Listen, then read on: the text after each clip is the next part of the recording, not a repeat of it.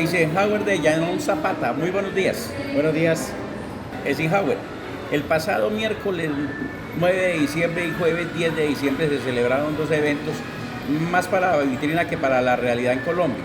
Se habló el miércoles de la anticorrupción en el mundo y se habló el jueves de derechos humanos. Todo queda para la vitrina, conferencias, eventos para hablar de los temas, pero que al final no hay solución ni hay hechos reales para poder hacer la defensa de los derechos de ciudadanos y el asunto de la corrupción en Colombia.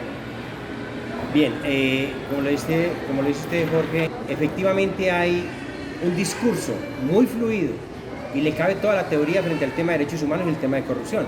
Pero aquí en el tema de derechos humanos hay que decirlo que hay un problema grave. El gobierno, la sociedad y todos nosotros hemos perdido el año en materia de derechos humanos, sobre todo en este último año, porque la pandemia, usted sabe que mostró lo peor, las peores crisis que tenemos en materia de nuestra sociedad. Tema la salud en un caos, y mientras sigamos considerando, por ejemplo, que ya no somos pacientes sino clientes de un proceso mal traído de la ley 100 del 93 y copia de lo que es el sistema chileno, y mire ahora lo que va a haber, una reforma total de eso en Chile, pero con nosotros somos unos malos copietas. Tema de derechos humanos, la no implementación de los acuerdos de las FARC y el Estado permite entonces que haya asesinatos selectivos de líderes sociales, líderes de derechos humanos, líderes ambientalistas, los que luchan contra la minería ilegal, contra los que inclusive opinan contrario a nosotros, como el caso de las opiniones que se dan en este programa. Es una gama de muchas cosas. Los que firmaron el acuerdo de paz inclusive han aplicado como que el tema que vale morir para poder morir, para poder firmar la paz, como se está haciendo con los actuales reincorporados, porque muchos de ellos les está pasando lo mismo que pasó con la Unión Patriótica aquí en este país, de manera que en materia de derechos humanos inclusive se trata de criminalizar la protesta general de todo lo que suene a disidencia al gobierno, y esa es una situación bastante complicada.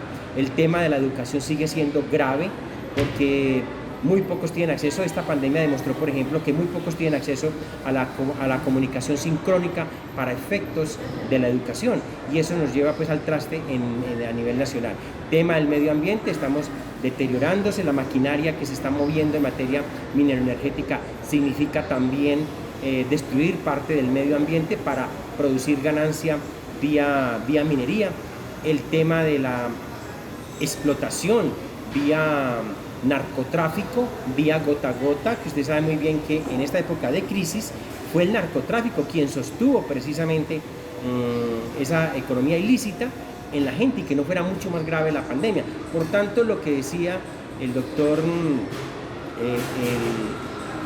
Sanín en uno de los grandes apartes que se tiene es que este es un país donde la mafia sigue teniendo un rol importante en la economía colombiana, y eso también se considera parte también de la violación de derechos humanos, porque se instrumentaliza personas. La trata de personas es un tráfico también, el tráfico de armas, la trata inclusive de los niños que se instrumentalizan precisamente para todo el proceso de narcotráfico, el llevar, por ejemplo, niños a domicilio para que lleven la droga de un lado para otro, y violación de derechos humanos. De manera que el tema de derechos humanos es un discurso bastante grande en su teoría, pero que indiscutiblemente nos lleva a una crisis como la que tenemos hoy por hoy. Eisenhower, hoy en Colombia se habla del proyecto de ley 010 para la reforma a la salud, y se habla que también puede existir una reforma tributaria, porque el país en crisis, el país en el problema más grave que hay es el problema económico.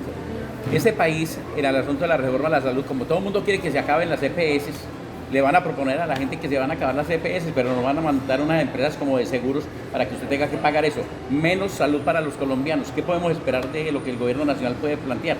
Mire, yo siempre critiqué desde el momento en que apareció la ley 100 del 93, cuyo ponente en el Senado precisamente fue el expresidente Álvaro Uribe Vélez cuando fue senador. Esa es una copia traída dentro del famoso régimen neoliberal.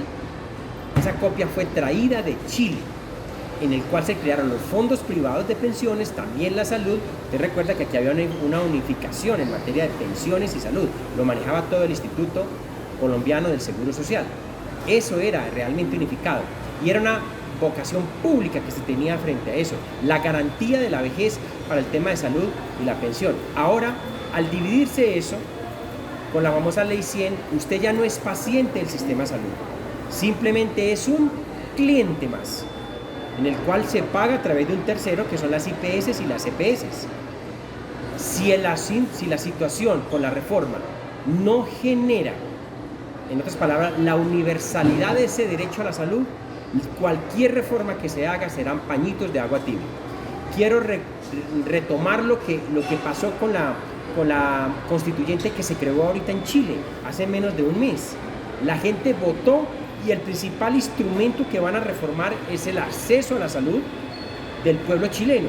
Nosotros, que somos tan malos copietas, debiéramos copiar algo bueno de lo de Chile. Es decir, que el sistema de salud sea de carácter público, no privado, porque eso lo que genera son réditos, pero para el capitalista neoliberal que genera capital y ganancia del tema de la salud. Es decir, si ese proyecto de ley, tanto en Cámara y Senado, sigue siendo como propuesta que se considere al enfermo o al paciente como un cliente más del sistema financiero y económico del sistema de salud, simplemente la reforma no prosperará y seguiremos con la crisis actual que tenemos.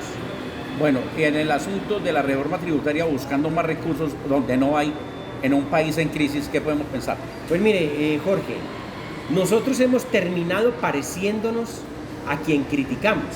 Colombia, su dirigencia ha criticado mucho al gobierno de nuestro vecino de Venezuela, de Maduro. Pero acá nos parecemos en lo mismo, pero no con un visto de izquierda o socialista, sino con un visto de derecha tremendamente neoliberal y tremendamente capitalista. Cuando usted escucha que va a haber una reforma tributaria ya propuesta por el señor ministro Carrasquilla y que hoy, al momento en que estamos grabando este programa, usted ya lo ve como el nuevo director o gerente general del Banco Central o del Banco de la República. ¿Qué significa? Que lo que criticábamos de Venezuela es que se concentró el poder en los organismos de control. Usted sabe que en la Fiscalía hay un aliado del presidente, en la Contraloría un aliado del presidente, en la Procuraduría una aliada del presidente que también hace parte del andamiaje costeño de corrupción. Y para acabar de completar, si el Banco de la República pasa a manos de Carrasquilla, significa que el ministerio por primera vez se pierde la autonomía e independencia del Banco de la República respecto del gobierno de turno. Es decir, el presidente va a tener de bolsillo a un director del Banco de la República, a un gerente del Banco de la República, y nos deja como regalito una nueva reforma que se va a implementar, una reforma tributaria que se va a implementar en los primeros 6 meses del año 2021 para poder avanzar en la famosa crisis que dejó la pandemia. Ahora, el déficit de caja, usted lo escuchó anoche, el Congreso acaba de autorizarle un endeudamiento más al gobierno nacional por 14 billones de pesos.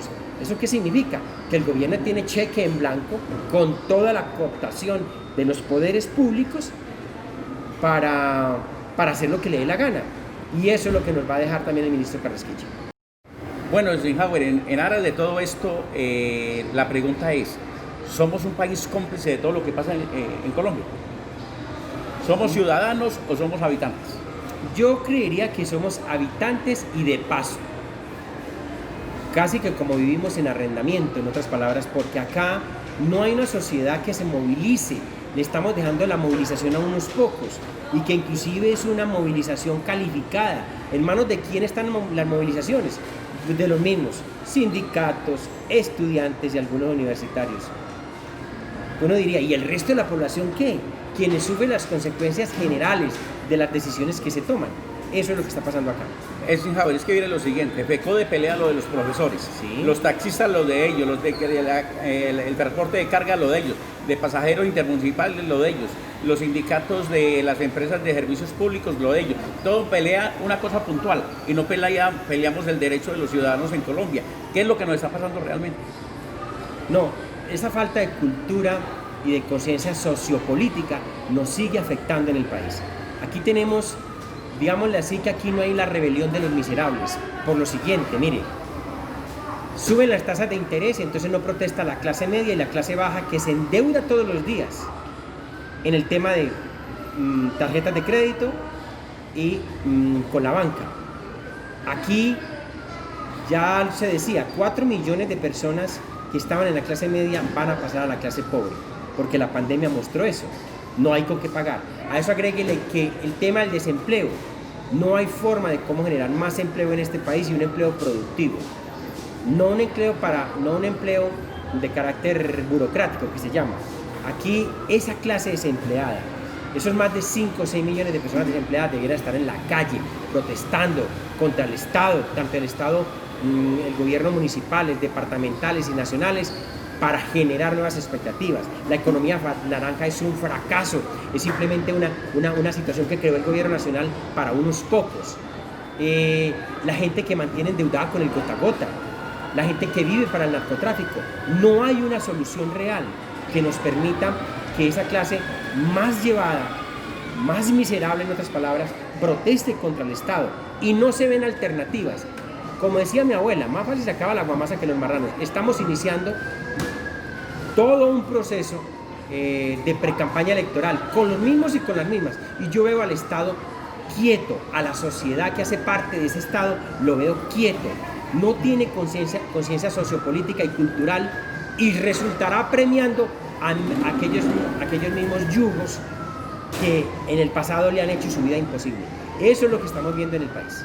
Bueno, es que hoy el 70% de la población en Colombia anda en el rebusque, y el otro 30% está en la burocracia.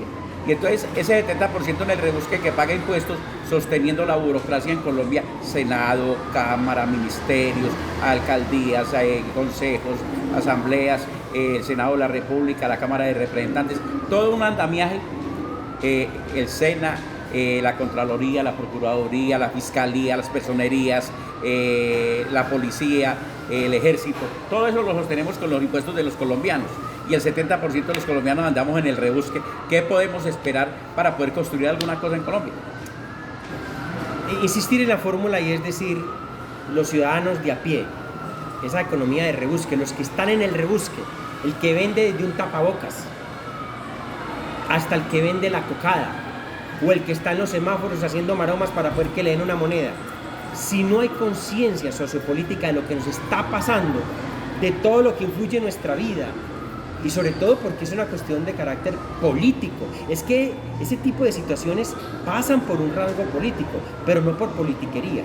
De manera que si nos volvemos a equivocar, y esa gente que estamos en el rebusque por alguna circunstancia, no cambiamos la manera de actuar, no fijamos en dónde es que invertimos nuestros impuestos, y no exigimos al Estado, al gobierno que está de turno, para que haga las inversiones que tiene que hacer, o se haya por lo menos un visto. Ayer se celebraba el Día Internacional Anticorrupción. Pregúntele cuál es el estado real, cuánto se pierde en corrupción en Colombia y cuánto nosotros contribuimos a esa contribución por pasivo o por activo en materia de corrupción.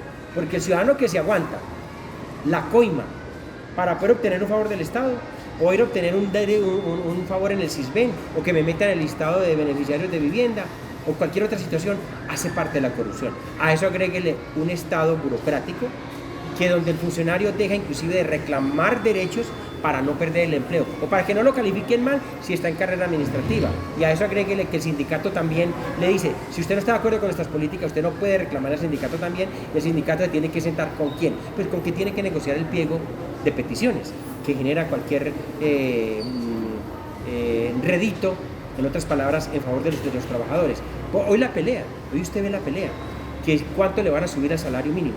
Hoy es una cuestión de sindicatos en la famosa mesa de concertación, que para mí es una mesa de coloquémonos de acuerdo y nos hacemos pasito entre Estado y sindicatos, y seguimos siendo igual. Ahora el Estado ni no hay acuerdo, simplemente dice vamos a aumentar el 2 o el 3% al salario mínimo y todo seguirá igual. Y el año entrante va a ser un año de protestas, pero también un año preelectoral, que es una cosa que contradice realmente nuestras posiciones para reclamarle, sobre todo a esa gente que estamos en la más absoluta miserableza, pobreza, porque inclusive nuestra clase media y eso nos incluye a usted y a mí, porque no somos potentados ni ricos en este país, ni somos los Gilinski, ni el grupo Aval, ni todo lo demás, simplemente si no hay conciencia ciudadana, esa gran mayoría, esa masa del 70% que vive en el rebusque, si no reaccionamos frente a lo que está pasando, el país no es viable, no es posible y vamos a seguir en crisis. Bueno, Eisenhower, esta es una sociedad que tiene una frase célebre de Ingrid Bergman, pero que la gente no la cumple, que es la felicidad, tener buena salud y mala memoria.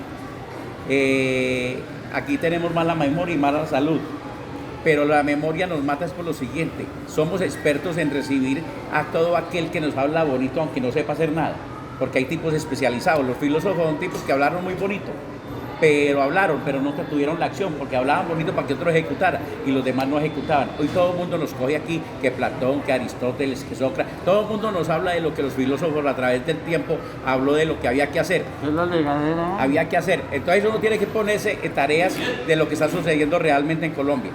Hoy todos los que gobernaron ayer, hoy se quieren reencauchar hablando bonito para el futuro, para volver a gobernar lo que no fueron capaces de gobernar cuando tuvieron la oportunidad. Hoy en Colombia le echan la culpa al pasado. Entonces este presidente de ahora habla que lo de Santos, los anteriores fueron malos, y resulta que se rodea de los mismos que estuvieron con ellos. Caso Néstor Humberto Martínez. Ahora, ¿en qué lo nombra? Lo iba a nombrar de embajador en España y como que no pudo, y ahora mete a otro tipo que nunca produjo nada en el Ministerio de Comercio Exterior ni en otras empresas del Estado, que estuvo como Luis Guillermo Plata. Este es el problema grave que tenemos aquí. Bien, voy a hablar de un pensador que tiene una frase lapidaria también: que todo cambie para que todo siga igual. En otras palabras, es que estamos frente a una apariencia de cambio. En los últimos 40 años lo que ha habido en Colombia es los mismos y con las mismas élites políticas, las mismas familias que siempre se han disputado el poder. No cambian absolutamente nada, salvo que en algunas ciudades ha habido cambios con gente que viene de la base popular y llega en algunas posiciones de poder como alcaldía de algunas gobernaciones. Pero el alto poder, que es la presidencia de la República, no cambia en nada, sigue siendo hermanos de uno mismo. Y aquellos que viven como el camaleón y que son voltearetismo respecto de colores o mi conveniencia política al momento de llegar al poder. Por eso usted ve a Néstor Humberto Martínez, que venía del gobierno anterior cuando era secretario de la presidencia en el gobierno de Santos, y luego se reencaucha en el gobierno de Duque, y usted ya sabe lo que hizo por el gran cuestionamiento hoy contra Duque y contra Néstor Humberto Martínez fue cómo intentó, echándole mano al mismos alijos de la cocaína que tiene la fiscalía que incauta, para hacer una especie de implosión del proceso de paz y desprestigiarlo, porque eso fue lo que se demostró, lo que realmente hizo él, y por eso le costó la cabeza. La protesta que hicieron los ciudadanos, inclusive la oposición, de que no fuera nombrado embajador en España, pues eso provocó un eco, hizo siempre eco en la Unión Europea, y evitaron ese nombramiento, pero nombraron a otro. Que es lo mismo. A Guillermo Plata, que ahora estuvo como gerente de todo el proceso de COVID y de emergencia para ese proceso. Ahora lo nombran bajo el adalid de que el señor manejó muy bien el Tratado de Libre Comercio entre Europa y Colombia. Yo quisiera saber en qué nos sirven, porque mira, ahora que estamos necesitando de eso para el tema de las vacunas, resulta que estamos por fuera, por de aparte. Estamos por de aparte, no hacemos parte de ese tratado de COVAX para obtener las vacunas, no hay absolutamente nada para financiar. Y lo otro es que los mismos con las mismas hoy están intentando aspirar al gobierno que llega de turno para el 2022, y que hoy inclusive, si no se puede elegir de nuestras propias castas políticas, entonces vamos a mirar cuál de todos nos conviene, y por eso es que usted ya ve al uribismo mirando para una parte, al Partido Liberal por otro lado, al Partido Verde por otro lado, tratando de identificar exactamente a quién van a elegir. Pero viene el problema más grave: el colombiano se queda en la polarización en medio de lo que está pasando con la pandemia. Entonces aquí hay una polarización sin sentido. Unos tipos que dicen dirigir un país, que cada uno habla lo que le da la gana, pero que no se construye nada. ¿Qué es lo que está sucediendo con eso, Eisenhower? Pues mire, la polarización sirve para dos cosas. Uno es para que los tibios terminen absteniéndose de votar por uno y por otro. Y lo otro es que en medio de la polarización hay mucho problema, sobre todo en la escogencia de quiénes son los líderes. Y entonces hoy se define vamos de extrema derecha o de extrema izquierda, y se utiliza la política del miedo para intentar violentar la opinión pública y sobre todo orientarle a la hora del voto. Bueno, Eisenhower, dejemos tema para otra ocasión para que sigamos hablando de lo que está pasando en Colombia. Muchas gracias a usted, Jorge. Agradezco mucho el espacio.